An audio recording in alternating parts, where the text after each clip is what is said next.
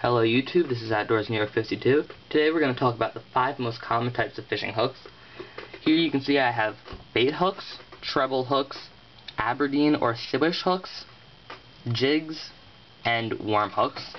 All these hooks can pretty much cover your basic need of catching a fish, but they all are shaped slightly different to help you do different things.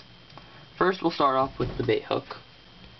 The bait hook, as you can see, has the eye going off at an angle from the rest of the hook, and also, I don't know if you can see that too well, but the actual hook itself is bent like that, so if I try to put it down on a table, I could actually not push it flat because it sticks up. As you can see, it's casting a little bit of a shadow right there. Hopefully that gives you a little bit of an idea. See, there we go. You can see they are sticking up a little bit. These are the hooks you usually find, pre-made bait kits when you buy your first rod, which you just hook onto a worm you dug out of the ground and you go catch bluegill. Pretty much the angle helps you hook fish better and keep them on, and they're good hooks to do most things. The next type I want to talk about are treble hooks.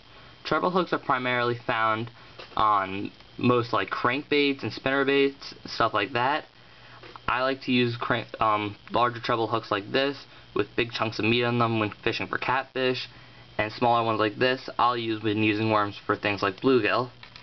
Moving on, we have jigs. A jig is a normal hook which the eye goes out at 90 degrees from the hook body. These are usually used when fishing soft plastics. This one has a weighted head and is really good when fishing things like fat grubs and stuff like that. The next is the Siwish or Aberdeen hook. These are usually used on inline spinners and stuff like that in places where treble hooks are not allowed, or on other baits such as non-inline spinners and things like that. The Aberdeen hook is the same as the Siwish and is just a thinner, more of a wire hook, so when it gets snagged up, if you pull hard enough, usually you can unbend an Aberdeen hook and retrieve it and then just bend it back into shape. I'm not a big fan of that because if a big bass or something bites on, even though you're usually not fishing for bass with those, I want to be able to bring it in. The last type of hook I have to talk about is a worm hook. As you can see right up here, it goes out at 90 degrees and then back up. These are made for fishing soft plastics because once you get it up to there, it won't slide back down on your hook. They are nice big hooks. They sometimes come out even more to there on the bend. They're used for fishing, as it says in the name, soft plastic worms, but also other soft plastic baits. They pretty much, when you're fishing for bass and you're using soft plastics, are the type of hook you're going to be using.